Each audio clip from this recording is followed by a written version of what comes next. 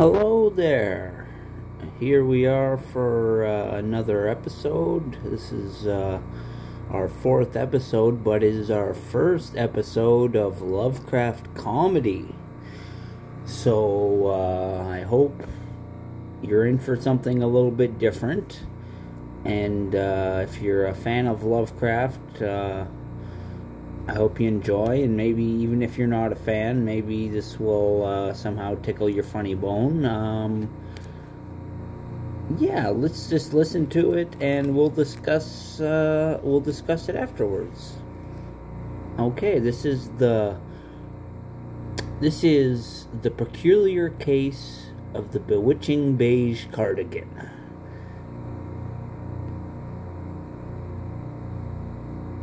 The peculiar case of the bewitching beige cardigan. I had often dismissed the tales of Dr. Winslow Hargrove as mere fables of overactive imaginations and crumbling sanity. Yet, as I pen these lines, I am haunted by the faintest hint of his maniacal laugh, trailing like a chill in the autumn air, and the strange happenings surrounding the thing he called the cardigan of inexplicable beige. Hargrove was an eccentric man, you see, known throughout Arkham for his curious manner of dress and his penchant for muttering cryptic phrases about esoteric fashion beyond mortal comprehension.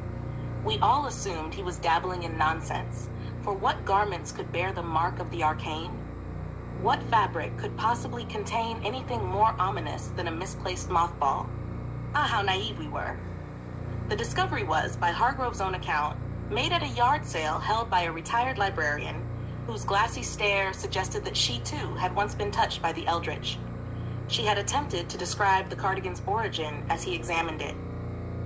"Oh, it just appeared one day," she mumbled, waving her hand as if brushing away a swarm of invisible insects.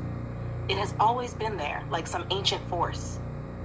Hargrove's eyes sparkled with a feverish zeal as he parted with a nickel for the garment, a price he later confessed was an affront to forces beyond understanding.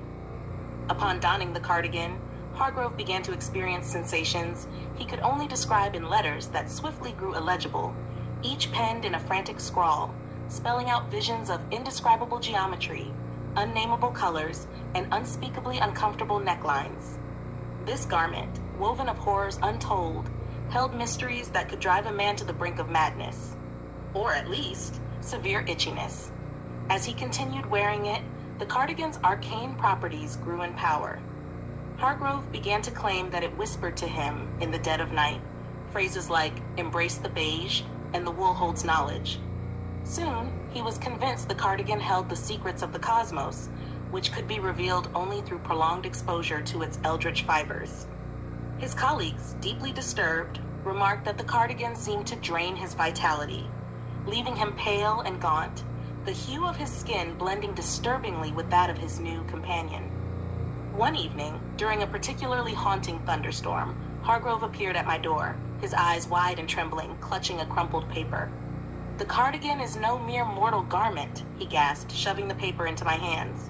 I have discerned its purpose." The paper was covered in symbols, twisting, writhing shapes that seemed to pulse on the page. Beneath them, in his disjointed scrawl, were the words, "From beyond the clearance bin it calls, the sweater eldritch, or sweat eldritch, a being of dreadful hue and haunting static cling." I admit, at that moment, I was seized with an impulse to laugh, a desperate, hysterical urge to dismiss the madness of Hargrove's obsession. But as I glanced back at him, I saw it, a strange, unsettling smile creeping across his face. He whispered, "They say in the unknown realms, beyond the thin veil of space and time, lies the great old knit, the sweater supreme, known by a name that no sane tongue can pronounce. It has other forms, cardigans, scarves, even mittens, but all share the terrible power of endless itch."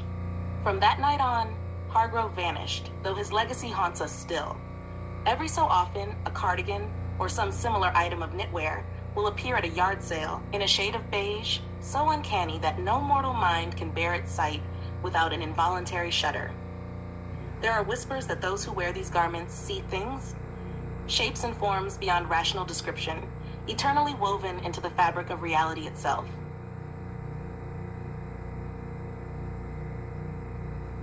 Alrighty, what do you really say about that? You know, the Sweat Eldritch. What's that? Right down to the last line there. It's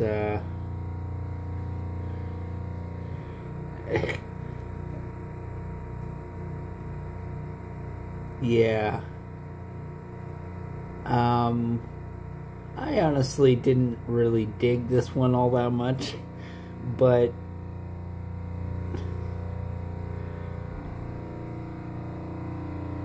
you know, it was what I asked for. I wanted some Lovecraft comedy, and I mean, this is pretty much that. It's kind of goofy, and I mean, like, the unknowable colors, like, that's totally a Lovecraft thing.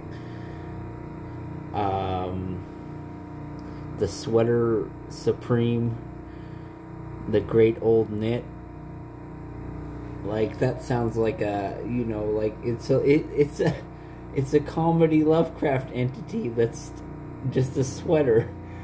It's so stupid. It makes me smile. It doesn't really make me, it makes me giggle a little bit just because of how goofy it is. But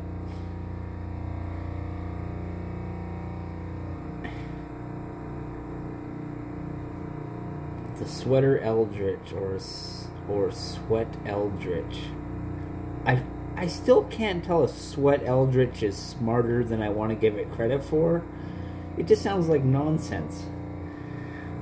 A being of dreadful hue and haunting static cling. It's funny, right? Like, I don't know if it's funny, but it's an attempt at being funny, and that's all you gotta ask for, right? I don't know.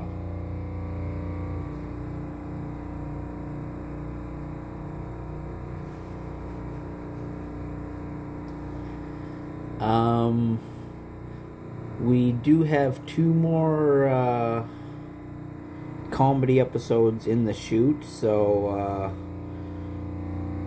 get ready for them. I will say I like them a lot more. I would like to talk a little bit more about this one. I'm just trying to think of what to talk about. Oh yeah, the comedy Lovecraft AI actually gives titles to the stories, where the regular Lovecraft AI does not give me titles to work with. So, yeah. That's kind of interesting. Oh, this is also our second appearance of Arkham. So, this is the second time we've had Arkham. I'm sure it will show up again, because it's just a common name to be using, you know, like it shows up all over the place. I'm sure any Batman fans will know the name Arkham. I have wondered what H.P. Lovecraft would think about references to his work, like Arkham Asylum, or crazier references like in Ninja Batman, or Batman Ninja, whatever that movie was called. There's an Arkham Castle, and it's like, what would H.P. Lovecraft think of the robot transforming Arkham Castle? You know, these are the things that I think about sometimes. But anyways, yeah, the Beige Cardigan, the peculiar case of the Bewitching Beige Cardigan was it was okay, I think, is the definition for me of okay. I'm not going to say it was bad. I'm not going to say it was really good. I just think I read it and I kind of smiled as I was reading it, and yeah. Thank you for listening. Yeah. My name is Joseph Roszell, and I'm always glad to bring you something new. Goodbye.